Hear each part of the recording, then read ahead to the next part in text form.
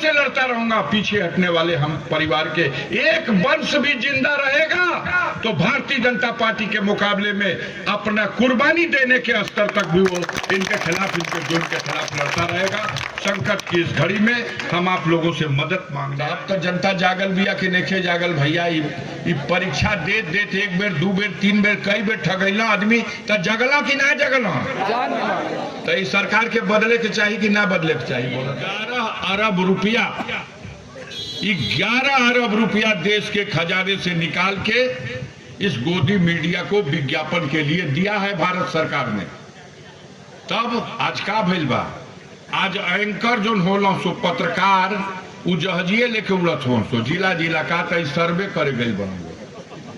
क्या घोर कलयुग आ गया। फटे चप्पल पहनने वाले को तो जहाज में नहीं उड़ाया, लेकिन अंजना ओम कश्यप को हेलीकॉप्टर में आपने उड़ा दिया। मोदी जी क्या चकमा दिया है। ने कहा था देश कर्ज के बोझ से दबा हुआ है, अगर हमें अवसर मिला तो हम कर्ज मुक्त कर देंगे। दुर्भाग्य का विषय यह है मोदी जी, आपने कर्ज किसको मुक्त किया?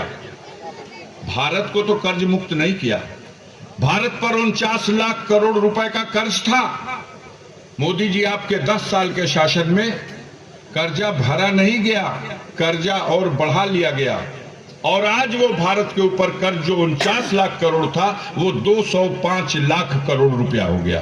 155 लाख करोड़ रुपया अकेले 10 साल में आपने लिया, जबकि 67 साल में जिसकी भी शासन और सत्ता रही है अगर सब मिला के जोड़ा गया था तो सिर्फ 49 लाख करोड़ था। हाँ, एक नया कीर्तिमान बना दिया मोदी जी आपने।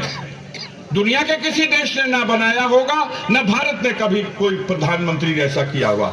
16 लाख करोड़ रुपया आपने देश में अरबपतियों, खरबपतियों और पूंजीपतियों का, जो अपने को दिवालिया घोषित कर लिए, अनिल अंबानी जैसे खरबपतियों का आपने 16 लाख करोड़ रुपया माफ करके उनको तो कर्ज मुक्त कर दिया। और किसी के घर 2 महीने की अगर बिजली की बिल भी जमा नहीं है तो उसके घर कनेक्शन काटने के लिए अपने आपने सिपाहियों को और अपने सेना को भेज दिया। ये दोहरी मापदंड, ये दोहरी मानसिकता जिसमें देश की जनता पिस रही है। हमारा नौजवान जिसके हाथों में डिग्री है लेकिन उसका भविष्य अंधकारमय है, क्योंकि उसे न रोजगार मिला और न कोई नौकरी मिली। आपने 2 करोड़ लोगों को रोजगार देने का वादा किया था। 10 साल में अगर अपना वादा पूरा किया होता आपने तो 20 करोड़ नौजवान रोजगार पा गए होते। लेकिन दुर्भाग्य का विषय है कि रोजगार की दिशा में आपने कुछ नहीं किया। किसानों की आमदनी दूनी करने की दिशा में आपने कुछ नहीं किया। हाँ, किसानों के ऊपर एक उपकार किया कि आप कहते हो कि 50 किलो की यूरिया की बोरिया ढोने में किसान को मशक्कत करनी पड़ती थी, इसलिए किसान की सुविधा के लिए उस बोरिये से 10 किलो यूरिया हमने निकलवा दिया कि किसान बेचारा आसानी से अपनी बोरिया ढो करके। माँ बहनों के हाथों में माचिस की डिबिया, उस माचिस की डिबिया जिसकी कीमत 4 आना थी, उस माचिस की डिबिया को आपने 2 रुपए की कर दिया। आज बाजार में माचिस की डिबिया 2 रुपए की। और आज ही अपने अपने घर में माचिस की डिबिया ले जाना, खोल के देख लेना। माचिस की डिबिये में पहले 50 तीली होती थी। मोदी जी की कृपा से आज माचिस की डिबिये में 50 तीली नहीं है, उसमें से भी 10 तीली गायब हो गई है, 40 तीली है। एक तरफ माचिस की डिबिया से 10 तीली गायब है, दूसरी तरफ किसानों की बोरिया से 10 किलो यूरिया गायब है। ये करिश्मा, ये चमत्कार आपने, आपकी व्यवस्था चलाने वाले और आपके सरकार में बैठे हुए लोगों ने कहा किया है। मोदी जी जनता को कब तक धोखा देंगे? विकास के नाम पर न बुलेट ट्रेन चली, जहाज बिक गया। जहाज बिक जाता तब भी बात रुक जाती। आपने लखनऊ का एयरपोर्ट बेच दिया, आपने बनारस का एयरपोर्ट बेच दिया, आपने केरल का एयरपोर्ट बेच दिया, आपने गुवाहाटी का एयरपोर्ट बेच दिया। देश की वो संपदा जिसे आपने बनाया भी नहीं था उसको आज आप लगातार बेच रहे हैं। दिल्ली का लाल किला 50 साल के लिए डालमिया के हाथ बंधक रख दिया। विशाखापट्टनम का बंदरगाह आपने अपने मित्रों को 50 साल के लिए सट्टा दे दिया। आज देश का नौजवान हताश है, निराश है, उदास है, जो कल देश का कर्णधार बनेगा। जिस देश की जवानी उदास हो जाएगी, जिसको मायूस कर दिया आपने कि उसकी डिग्री है हाथ में लेकिन उम्र खत्म हो गई है, वो फार्म भरने के लायक नहीं रह गया। आज हमारा नौजवान ठोकरें खा रहा है, नौकरी के नाम पर 50,000, 50 लाख, 60 लाख नौजवानों ने पुलिस की भर्ती के नाम पर फार्म भरा। 500 रुपया हर नौजवान से आपने ले लिया। 2 अरब से ज्यादा रुपया सरकार के खजाने में पहुंच गया। और परीक्षा होने के बाद आपने भर्ती को निरस्त कर दिया कि पर्चा लीक कर गया। कब तक पर्चा लीक होता रहेगा? अब देश की जनता ने ठान लिया है कि इस बार 2024 के लोकसभा चुनाव में मोदी जी आपकी सरकार का भी पर्चा ये भारत की जनता लीक करने जा रही है और इसमें आपके भी परीक्षा को निरस्त करने जा रही है। तैयारी कीजिए। आप जनता को कब तक धोखा देते रहेंगे? जनता कब तक ठगते रहेंगे? जनता रोजी रोटी की बात करती है, महंगाई और भ्रष्टाचार की बात करती है। क्या कहा था आपने कि हमारी सरकार आएगी तो ना हम खाएंगे ना किसी को खाने देंगे। विजय माल्या का नाम किसी को है? हाथ उठाइए, कितने लोग विजय माल्या को जानते हैं? विजय माल्या, मेहुल चौकसी, नीरव मोदी, ललित मोदी, ये कहां से पैदा हुए? ऐसे 30 ठग जिन्होंने भारत के खजाने में जमा तमाम देश की जनता की गाढ़ी कमाई का जो टैक्स में वसूला गया पैसा था, वो पैसा 13,000 करोड़ मेहुल चौकसी, 9,000 करोड़ विजय माल्या, 7,000 करोड़ नीरव मोदी, 8,000 करोड़ ललित मोदी। ऐसे 3 ठगों ने, आप तो चौकीदारी कर रहे थे और देश के खजाने से पैसा निकाल करके चंपत हो गए और वहां जाकर के लंदन में क्लबों में दारू पी करके डांस कर रहे हैं कि सैया भैलों को टवाल अब डर काहे का, निकल अली देश से अब हमके केहू धरे वाला नहीं। देश की जनता आपके इस दोहरी पॉलिसी को समझ चुकी है। गरीब टैक्स देते भरते भरते परेशान है। हीरा मोती खरीदने वालों के लिए 3% की जीएसटी, और कोई किसान, कोई गरीब अपने बच्चों को अगर एडमिशन करा दे स्कूल में और किताब कापी और उसका ड्रेस खरीदने चला जाए तो 18% की ड्यूटी। आपके मित्रों को हवाई जहाज और हेलीकॉप्टर खरीदने के लिए 6% की ड्यूटी, और कोई गरीब साइकिल और मोटरसाइकिल खरीदने के लिए दुकान पर चला जाए तो 28% ड्यूटी। यह दोहरा मापदंड है कि नहीं? तो ऐसे बेईमान लोगों को सत्ता से हटाना चाहिए कि नहीं? बताइएगा, समय बताइएगा। तो ऐसे बेईमान लोगों को सत्ता से हटाने की जरूरत है। इनको हटा करके ऐसे लोगों को बैठाइए इंडिया गठबंधन का। ये लोग मजाक उड़ाते हैं राहुल गांधी का। राहुल गांधी का मजाक उड़ाते हुए भारतीय जनता पार्टी के ये सड़क छाप के नेता और कार्यकर्ता कहते हैं कि बेचारा पप्पू है, लेकिन पप्पू ने तो हिंदुस्तान को पैदल नाप दिया। हिम्मत है तो आ जाए कोई नापने वाला। उत्तर प्रदेश को नाप के दिखा दो मोदी जोगी। योगा करने खड़े होते हैं, हम जोगी हैं। एक दृश्य एक दिन माननीय अखिलेश यादव ने उठा दिया था, गोड़वा उठा के पे करे में 5 बेर डगडगा के गिर गया और जोगी हूं। क्या कहा जाए, कैसे ठग रहे हैं आप? हाँ, 4 बजे जाग जाला, उचिलमवा में से सुनीला 1 बित्ता लवर बिक दे, भीजेला सटाका तो 1 बित्ता लवर भीतर से ऊपर से बिक दे। एम्मा चैंपियन हुआ, बाकी अखिल आता जाता कुछ नहीं। झूठों के पहाड़ आए थे मोदी जी। ज्ञान कहां से मिलता है भगवान? ये प्रभु देश बचाइए। ये आए थे संत कबीर नगर में कबीर दास की समाधि स्थल पर मोदी जी। फूल चढ़ाए, पत्ती चढ़ाए, चादर चढ़ाए और जनता बैठी थी, उपदेश देने लगे। और उपदेश देते देते कह दिए कि ये धरती बड़ी पवित्र है, ये स्थान जहां ये समाधि है, इस समाधि का तो माटी का चंदन समझ के तिलक करो, क्योंकि इसी समाधि पर एक दिन गुरु नानक जी और कबीर दास जी और बाबा गोरखनाथ, ये तीनों जना हमें बैठ करके समाज कैसे चली एक पर मंथन करत रहूं। धन्य हो मोदी जी। एक कृपालु महाराज 1526 में बाबर आया था, उसके 4 साल के शासन के बाद चर्चा में आए थे सिख गुरु गुरु नानक जी। अव्वल अल्लाह नूर उपाया कुदरत दे सब बंदे, एक नूर से सब जो गुजरा, कौन भले कौन मंदे। ये संदेश लेकर के गुरु नानक जब आए तो वो था साल 1530। आराम से। अब 1530 का गुरु नानक, आई कबीरदास, अब बाबा गोरखनाथ, जब भगवान कृष्ण अवतरित हुए थे विष्णु अवतार के रूप में, तो द्वापर युग में बाबा गोरखनाथ रहुआ, ये तीनों जन का मीटिंग करा देना मोदी जी यही जगह संत कबीर नगर में। अब इनका ज्ञान का भंडार अगर विश्व में कभी भी, याद रखना हम लोग रहे या न रहे नौजवानों, अगर विश्व में कभी वर्ल्ड कप हो झूठ बोलने का, तो मोदी को टीम में जरूर भेज देना। वर्ल्ड कप में गोल्ड मेडल जीत के भारत में आ जाएगा, इसका पक्का यकीन। ये लोग झूठ भी बोलते हैं तो सीना जोरी के साथ विश्व गुरु बन गए। अरे हवा निकाल दिया तुमने देश को कंगाल बना दिया। लाल किला हो, एयरपोर्ट हो, बंदरगाहें हो, आपने सब सट्टा पट्टा है। बिजली भी दे दिया प्राइवेट हाथ में।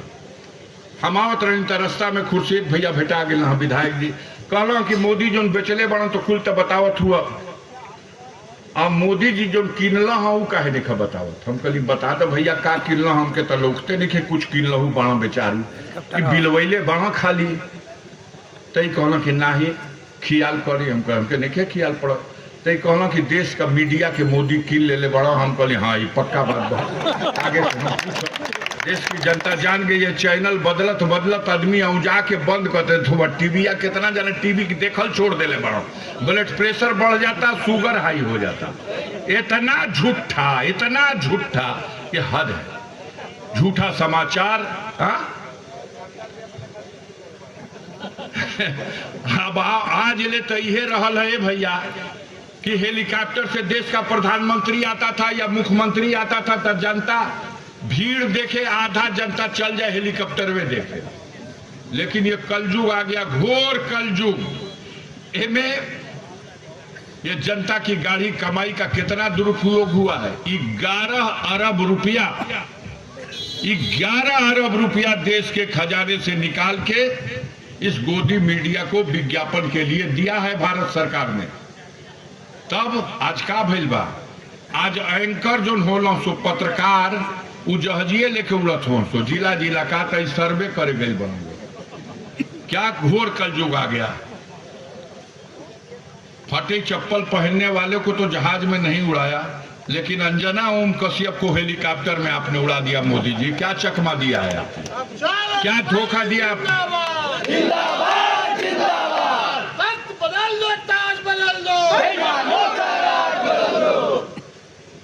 हमेशा जनता को वो मूर्ख बनाते हैं और समय समय पर परीक्षा लेते हैं। और मैं हमनी का पूरा पास होला। देश का जनता जब मोदी परीक्षा लेना तो समझी ना पावेला आदमी, और जितना चाहिए उतने वही तरह करी, अब पास हो जाई तो संतोष होकर सुस्त जाना कि हमारा जादू चलता है कि चलौला का काम बा। आपको याद है कोरोना काल, बोला जा कोरोना याद बा। ये वो कोरोना काल है इस दुनिया के लिए, इस भारत के लिए सबसे भयावह काल था। जब एक बैक लॉकडाउन लगैला मलिकार, रेलो बंद और रोडो बंद। जो लड़के प्रदेश गए थे कमाने खाने, कारखाना बंद, दुकान बंद, बाजार बंद, तब भूखन मुँह सो पैदल चल दे रहा सो। कितना जना रास्ते में जय सिया राम हो गई। अब कितना जना घरे पहुंच गई ना, जे घरे पहुंचल भैया ओके दवाई ना मिलल, जे पहुंच गई अस्पताल ओके ऑक्सीजन ना मिलल। कैसी भयावह स्थिति थी। गंगा मैया की गोद लाशों से पट गई थी। अर्थी जलाने के लिए, शव जलाने के लिए, अर्थी सजाने के लिए लकड़ी नहीं मिली। और तब वो जमाना में मोदी जी एगो डेहला डायलॉग, ये भारत के लोगों परेशान होने की जरूरत नहीं है, आपदा को अवसर बना लो। ये ऐसा मंत्र देना एकरा पहले तो सुन ही ना रही। आपदा को अवसर बना लो, एक मतलब आपदा मने केहू मुसीबत में रहे तो ओके समझ ल कि मतलब ठीक बा।